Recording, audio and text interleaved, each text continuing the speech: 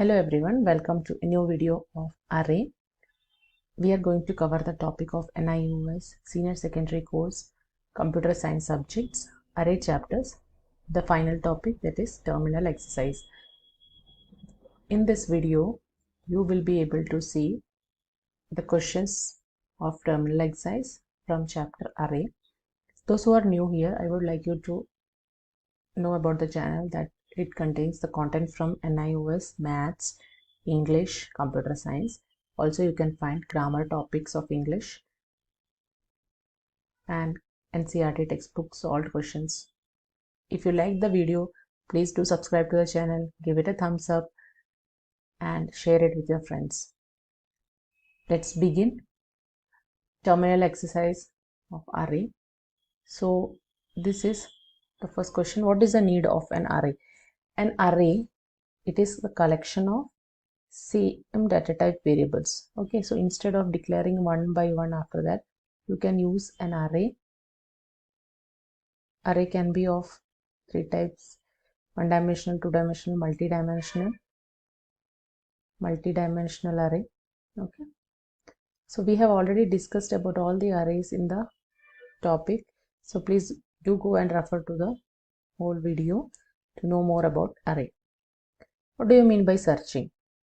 Searching, it is to find a particular data element from a given array. That means you will have so many elements in your array, and if you want to search a particular element like 10 in this array, you call it as searching.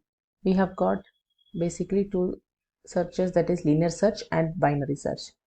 Also, we have discussed about what is a linear search and a binary search in detail, so please do go and check the searching videos from array playlist. Okay, what do you mean by sorting? Again, this is processing of array, where sorting is already discussed. Sorting is to arrange the data items in either ascending order or descending order, any order if you whatever you wish like, and we have different techniques or methods to sort them, like bubble sort, insertion sort, selection sort, all those things. In detail, we have discussed about bubble sort and selection sort. Please do go and check that video also from your array playlist. Next question is, write a program that will read 20 float values in one-dimensional array and find out the following. So you have to create a one-dimensional array. That means you will have elements like a of 0, a of 1, a of 2. It goes on till how many elements you have. Okay, consider you have 10 elements, so last element will be a of 9. So instead of reading 20 values, let it be 10 values. Okay, so number of values greater than 0. So in your question, you have to find out how many entered values are more than 0. Another question is equal to 0. Another question is less than 0. Okay, so three conditions are there. Little bit change only you have to make while doing the program. Let's see the first program, how to do this. This and this is totally opposite of each other, so just little bit changes here and there can make the whole program. Let's see what to do in this particular program. This is C++ program of array. In this one, we are going to see how many values entered by the users are greater than 0. The count of that number will be recorded as the answer. So let's see first one. Here you have to start with the main function as always we do, and then a constant is taken, size as 10, because every time no need to initialize it, or you can simply create an array with a size of 10. Here float values and the size is given, so whatever is the size, first value, second value, whatever values are there, that will be taken. Okay, next one, you have to have a variable for counting the number more than 0 value. For the count, you have to maintain a variable, that is here. So the starting count will be 0 always, because we have not yet started the array, and when it starts, it will go to 1, then it should become 2, 3, and how many you have entered, that it will check. Okay, then here comes cout of just simple message to say, shows that you have to enter some values using your keyboard. Okay, And to read the values, what you have to do, use the cin for reading the values one by one inside a loop.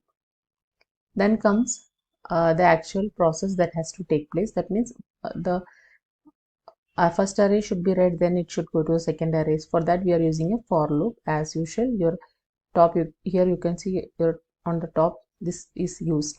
The same thing is used here also, and then a check condition is being checked if the value greater than 0. So every time whenever you find a value which is greater than 0, count will be set here. Okay, so for this count only we have created a variable. So each and every time that count, the first count was 0, it becomes 1.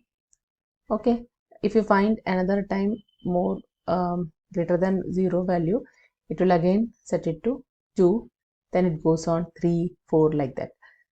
After all the process is done, at the end you have to output the result as number of zeros or greater than zeros you have to display. So that count greater than 0 variable will be displaying that. So that is done through your cout. Hope you understood this program. Let's see whether it is working or not. So enter 10 float values. So you can give float values 4.8, 6.7, minus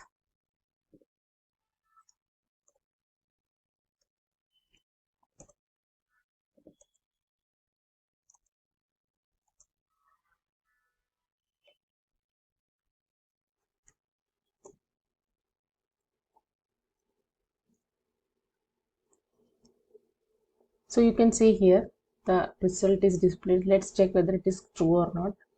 So the values greater than 0 you have to find out. So here you can see 1, 2, 3 values are lesser than 0 or equal to 0. So that will be not included in the result. So 10 values has to be entered and 3 is reduced from that. So 7 is the answer. Okay, hope you understood how to do this program. Let's go to the next program. Next program is you have to find how many values are equal to 0. So the logic is totally same, and here you can see the only difference it comes is like value should be equal to 0. Each time the value becomes 0, the counter variable or the variable that is counting. So we had another variable name, and here we are using another variable name. It is 0 count. So that variable will be counting it, and each and every time the check goes on and it becomes true, this will be increased by 1. Okay, so you have to find out how many zeros are there in the given array list, and then you have to display as such. So only that logic is differing here. All the other things are same only. Okay, execute this program. Some kind of error is there. The error was it was not commented. This first line was not commented. So after commenting it is being ignored by your compiler. Now after that I have entered the float values like this, and the total number of values equal to 0 will be shown as 3. So while recording that, camera didn't record it, so you missed out that portion. So again we can run and check the answer. So 10 float values you have to enter. So let it be 5.6, 5.6, 0, 0,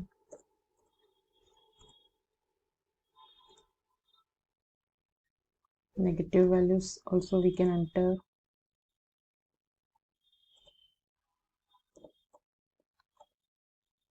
So if you see how many zeros are there, 1, 1 and 2, 3, 4. So 4 is the result shown. Let's move on to the next question.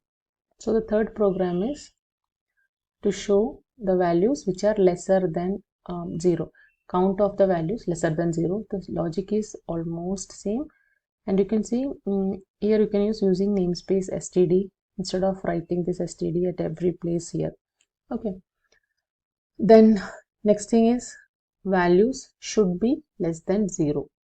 That counting also happens. So that is the only difference in the logic. Okay, and then displaying of the result. So every time the variable is being taken in all the programs is different. Okay, let's run the program and see the output. enter 10 float values. Now it is going to calculate negative values. Okay, so let it be 8.8760.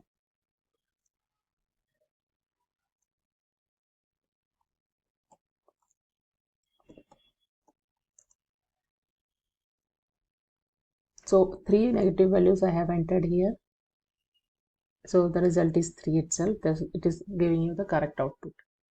Hope you understood these programs. If you have got doubt, please do comment in the comment section. Write a program that will find out the sum of two diagonals of two-dimensional array of size a n of n. So for example, if you are given like this, two-dimensional array will have rows and columns. Consider these are the rows and columns. So it is asking you show the sum of the diagonal elements. Okay, so this is one diagonal, this is another diagonal. So this diagonal sum you can find out. So it will be 0 0, a of 0 0 plus a of 1 1 plus a of 2 2. So that output should be shown to you. So that program we have to write. Okay, let's see how to do that. If you see the whole program, you have to read a value n to know the size of the matrix. Okay, and the variable is like this, a of n of n. So you can have 3 of 3 2 2. Why like these elements are taken is, if you take the order like 2 and 3, what will happen is you will not get exactly the diagonals. Okay, so you have to have the number of rows and columns same, so that will give you the exact output. So in that case, that row and column you have to enter through this n. After entering, you are going to define it, or the elements are read from the keyboard using this. So 2 for loops for two-dimensional array. We have already discussed why this is 2 loops, and then comes your reading of the array elements. After that, the main diagonal sum, that means the starting sum will be 0. Right element and the opposite diagonal, the first main diagonal and the secondary diagonal, both sum is set as 0. Then what happens is, it is read inside a loop, because to access each and every element of two-dimensional array, it requires a loop. Okay, so in the main diagonal you are having a of I. Okay, why it is taken like that is, the main diagonal, both the values should be equal, like 0 0 should come, then 1 1 should come, 2 2 should come. Okay, in that manner. After secondary diagonal element will be having secondary element plus a of I, that means a of 2, then 2 minus, that means 3 minus 2 minus 1. So this is the logic to find out the sum of the secondary diagonal element, and then you have to find out or display the result. So these two variables will display the result of this diagonal. Elements of secondary diagonal, this is secondary diagonal, so in that case you cannot find all the elements value as same, unlike in the main diagonal. Main diagonal you will have 1 1, a of 1 1, a of 2 2, a of 3 3. Those elements will be taken. Okay, whereas when you do for secondary diagonal, what will happen is a of 2 0 is the element, next one is a of 1 0, then comes a of 0 2. So you can see here rows and columns, no matching is here. For rectifying that only, this secondary diagonal sum is given with this logic, where you have to have secondary diagonal sum as first as 0, and then this logic has to be applied for it, array value into. The sixth question is, write a program to search whether the element entered by the user is present in one-dimensional array of 10 elements or not. So you have to create one-dimensional array of 10 elements, and then you have to enter the elements. After that, you have to search whether given number by the user is available in the array or not. To do this question, we need searching, either linear search or a binary search you can use, and the videos detail you can find in the search video.